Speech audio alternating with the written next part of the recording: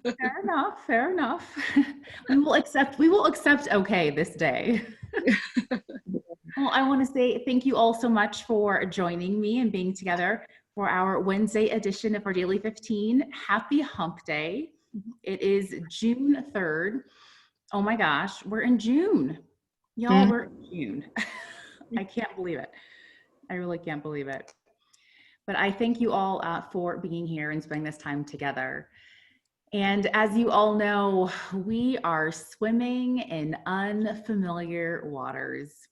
And in the midst of a global pandemic, we have had unrest in the streets across our nation and internationally over the murder of George Floyd, the African American man who was killed by police officers.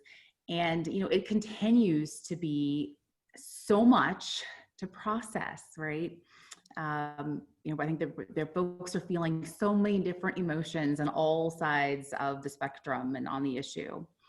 And as you all know, because I have said it every single week since we've gone to this new format, that our mission here at St. Andrew is to inspire spiritual maturity and not inwardly focused and outwardly focused Christians who love their neighbors and serve the common good.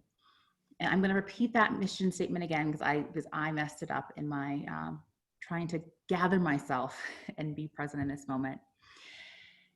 So our mission at St. Andrew is to inspire spiritual maturity and outwardly focused Christians who love their neighbors and serve the common good. And as you all know, for the last 8 weeks or so, we have really been focused on prayer and allowing prayer to help us evolve and to grow in our spiritual maturity. And this week, I would like for us to consider another faith practice grounded in Scripture. And I'm talking about spiritual journaling. And first, I wanted to sort of to clarify, we often hear the words like diary and journaling used interchangeably. And the basic difference of the two that I think are most helpful, and actually I think that actually Scripture even sort of points to, are these two basic differences. And that is, a diary is something that is used more to record events as they happen. And a journal is a book used to, explore ideas and maybe I would even go deeper. So we're talking about having a spiritual journal. And so here are the scripture passages that I would like for us to think about and ground us today. The first one is Revelations 1, chapter 1, verse 19. And it says, "Write therefore the things that you have seen, those that are and those that are to take place after this." And another scriptural passage I want us to look at is Psalm 3, and it's a little bit longer, but it's, "O Lord, how many are my foes? Many are rising against me. Many are saying to me, there is no help for you in God. But you, O Lord, are a shield around me, my glory, and the one who lifts up my head. I cry aloud to the Lord, and God answers me from God's holy hill. I lie down and sleep. I wake again, for the Lord sustains me. And I'm not afraid of tens of thousands of people who have set themselves against me all around. Rise up, O God. Deliver me, oh my God, or you strike all my enemies on the cheek. You break the teeth of the wicked.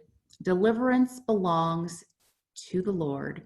May your blessings be on you and on your people.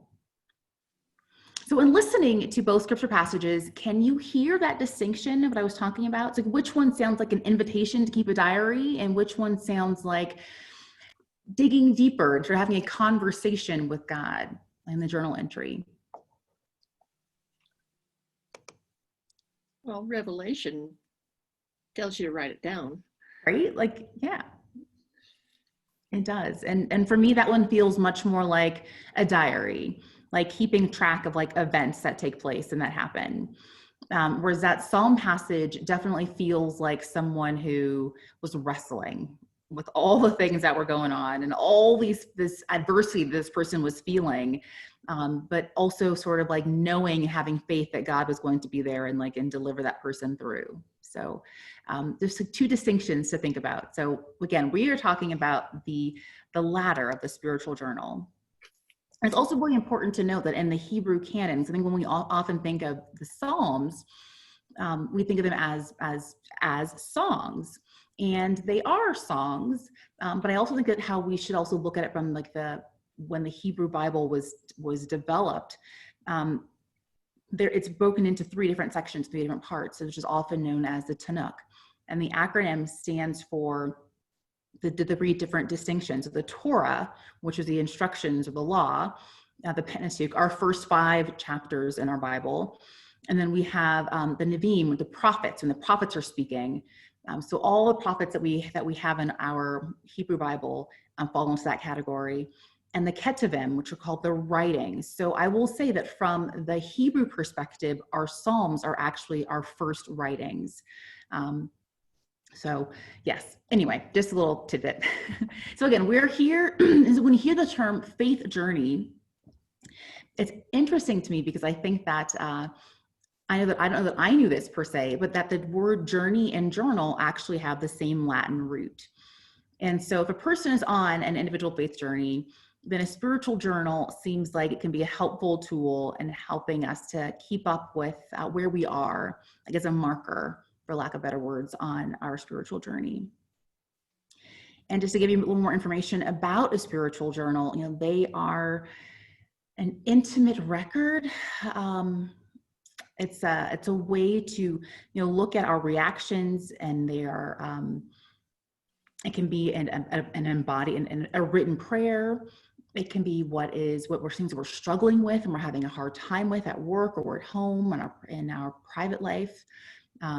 Over time, they can also really sort of illuminate to us what weighs heavy on our shoulders, what bothers us, what frightens us, and on the flip side, what makes us happy and what brings us joy. I think that a spiritual journal can also really help us when it comes to thinking about that internal dialogue that happens oftentimes for folks. I'm one of those internal dialogue people. And journaling can help us move beyond sort of the things that we think that we're so stuck on, because we can see a progression. We can see that where I am today is not where I was last week, or even where I was a month ago or a year ago. So I'm just curious, does anyone amongst you, do any of you currently use a spiritual journal as a part of your faith practice? Then, oh, yay, this is awesome. Cynthia, what were you going to say? Oh, okay, I thought you were going to intervene there, say something in there, but well, that's awesome. That's wonderful. Well, my hope and, my prayer, my charge, for lack of better words, this week is that you consider, trying on a spiritual journal this weekend. It doesn't have to be anything fancy. You don't have to go out and buy a brand new notebook for it or a special journal for it. It can be whatever you have that's around and available. And if you want to go out and buy something new, feel free to do that as well. But just know that you don't have to do that.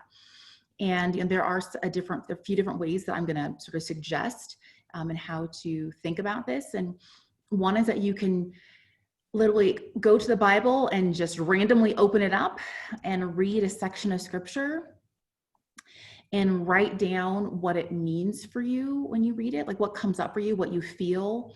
So whether that's, what you hear, what you see, what it stirs inside of your body, you can, that's one way of doing a spiritual journal. Another recommendation I can offer is you can watch the day's events of television and use this as an opportunity to not only process, what we're seeing, because we're seeing a lot, we're taking in a lot of images right now. And it's gonna be an opportunity to have a conversation with God for as long or as short as you want. And asking God the questions that, or the thoughts that you have, as you watch whatever it is that you watch on television. And lastly, I will offer like a question and answer type journal. So kind of as I alluded to before, this is a question that you may have specifically for God, and a question that you can ask God in the spiritual journal, and you can possibly give your perspective, like your answer to that. Or you can sort of sit with the question that you've asked, and let's say you try that in the morning, and then by the end of the day to see what, again, is bubbling up inside of you in terms of responding to that question. Another sort of iteration of that would be a question that you hear on television, and something that you haven't pondered before, something that you haven't thought about before, and write that down. And also sort of, wrestle with it and try to answer it from maybe different perspectives. But either way, whichever you choose to do, I really hope and pray that you will consider taking that on. And I hope that in the process that you will find it a useful tool as a way of not only, again, processing all that is happening around us. I feel like there are so many things that are happening around us so quickly. And it does feel like a lot of stimulation that we're getting, a lot of images that we're seeing. And I also hope that this can be a tool for you, another tool for you, and in your conversation with God, and a way for you to speak to God directly. And also, I do believe in a way to listen for God as God shows up in the way that God always does. So I'm just curious, what are y'all thinking after what I shared with you? I'd love to hear your thoughts, questions, and yeah, I'm opening up to you all. Well, maybe the reason you thought I had something to say was that I do keep a weather diary, and it's a 5-year thing. So I can look back, like I'm on the 4th year of this particular one, and I can look back and see what comments, what experiences I had 3 or 4 years ago. And that it's not a spiritual journal. I can't call it that. But I can certainly see things that are happening in my life, and I can look back, oh, that's the day we had the terrible snowstorm, or the day my daughter-in-law's birthday. Oh, yes, it is. And make little comments. I talk about, I'm down today because of this or that. I make little personal comments in addition to the barometric pressure and the temperature and all that. But I have several, I've probably got 20 years worth of weather diaries. And in that respect, it's kind of interesting to go back and see the little side comments. It's nothing like what you're talking, well, it's a little bit like what you're talking about. Similar, yeah. Yeah. I think that's awesome. I think that's beautiful to have that record, that you can go back to, because I think that to me is one of the most powerful things about a spiritual, or any type of journal actually, or diary, is the fact that we can go back and we can and take a look. And I think that it's always so beautiful to see, from my perspective, an evolution. Like, we typically are not where we were back then. And back then we may have thought we will never, ever come out of this particular situation, whatever that is, and to see ourselves on the other side of it. So there's something I think that's really beautiful and inspirational about that. So I appreciate you sharing that. And something that maybe you can consider taking on this week, while you're adding the barometric pressure and the temperature and the humidity and the dew point. I don't have this much space, but I can. Yeah. Thank you for that, Cynthia. Anyone else?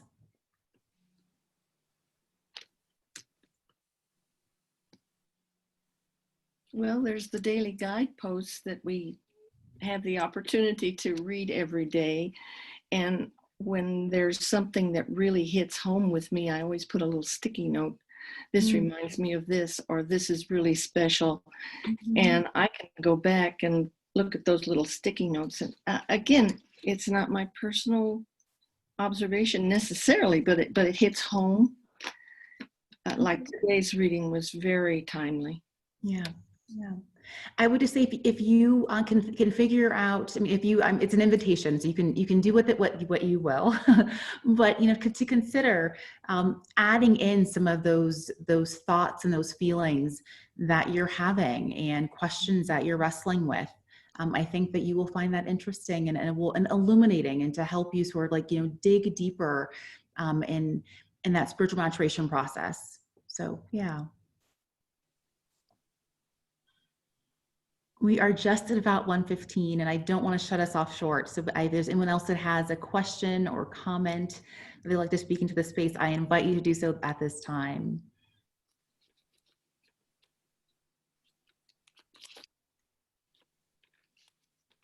No one? Well, it's fair enough.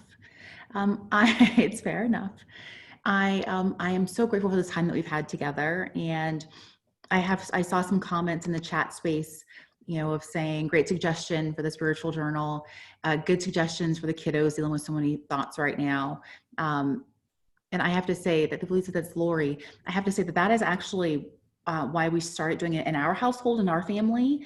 I think that my children are processing so much, and there's like so much that's going on. There's so much that they're carrying, and just wanting that out of their bodies, and just wanting that just as a way and a place to just get it out of them.